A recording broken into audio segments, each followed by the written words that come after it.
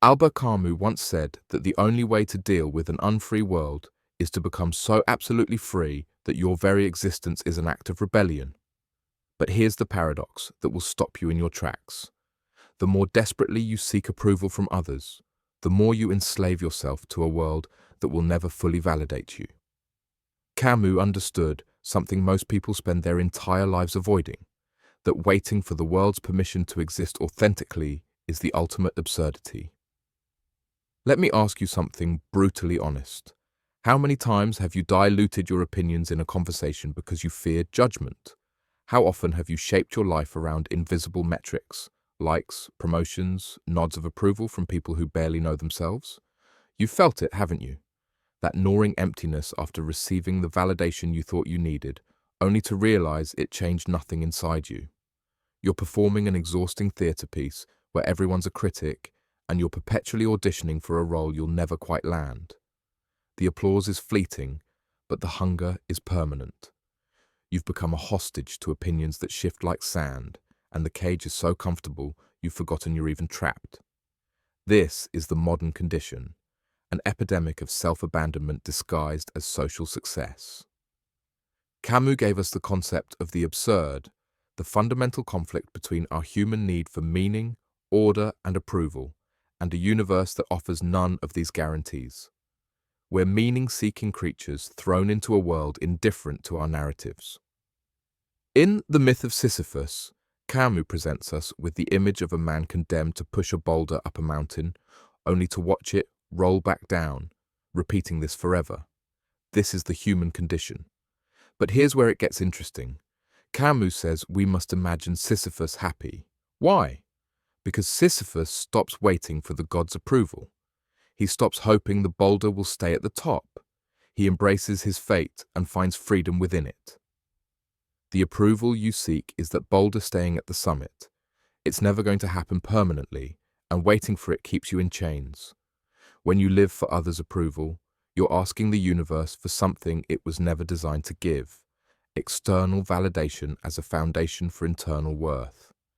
You're seeking order and affirmation from a world that is fundamentally absurd. Camus would say you're running from the absurd instead of confronting it. And in that running, you lose yourself entirely. You become what Sartre called bad faith, living inauthentically, pretending you have no choice but to conform. But Camus offers something radical: revolt. Not the violent kind, but an existential rebellion where you acknowledge the absurd, refuse to be crushed by it, and create your own meaning anyway. You stop asking, do they approve? And start asking, am I being true to what I know to be real within me? So how do you practically apply this Camusian rebellion to your approval-seeking patterns? Start with what I call the authenticity audit. Look at your daily decisions through a ruthless lens. Whose voice are you actually hearing when you make choices? Is it your voice or an internalized chorus of expectations? When you're about to post something, say something, or do something, pause and identify the motivation. If it's rooted in managing perceptions rather than expressing truth, you've found your prison bar. This isn't about becoming recklessly indifferent to others. It's about distinguishing between genuine connection and performative approval seeking.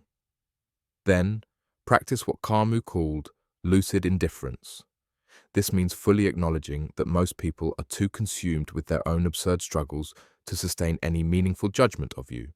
Their approval is inconsistent because they themselves are inconsistent.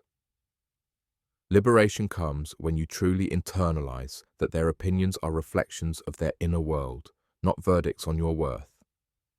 Build your identity around what philosophers call immanent values, values that come from within rather than from external validation. What would you do if no one was watching? What matters to you when stripped of audience?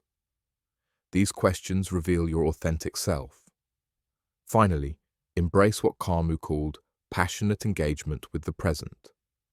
Instead of living in the future moment of imagined approval, sink deeply into the now. Create, speak, and act from presence rather than from the anticipated reaction. This is where real freedom lives, not in finally getting everyone's approval, but in no longer needing it to feel whole. You become like Sisyphus on that mountain, pushing your boulder not for the gods, but because the pushing itself, done authentically, is enough. If you enjoyed this video, please remember to like, comment, or subscribe. Let's grow together.